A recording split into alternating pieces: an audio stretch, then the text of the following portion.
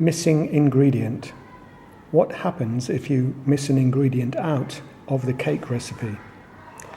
Here we've got the full recipe, complete with vanilla essence, a nice moist crumbly structure there. And if you miss out the vanilla essence, there really isn't much difference. A nice moist cake structure, but of course it doesn't smell of vanilla. If you take the butter out, it's a little more hard and, well, a little drier, as you might expect.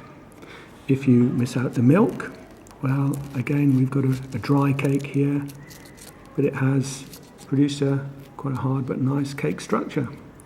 If you miss out the sugar, well, this is quite sort of like dense, foamy sort of thing. Some air bubbles at the top. Still got a recognisable cake there. If you miss out the baking powder, you get no rise at all, hardly, and it's very dense and sort of squidgy there. Perhaps you can see.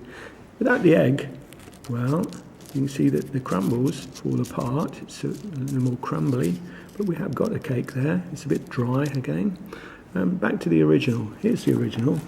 Here, that nice cake crumbliness that springs back, is moist and is good to eat.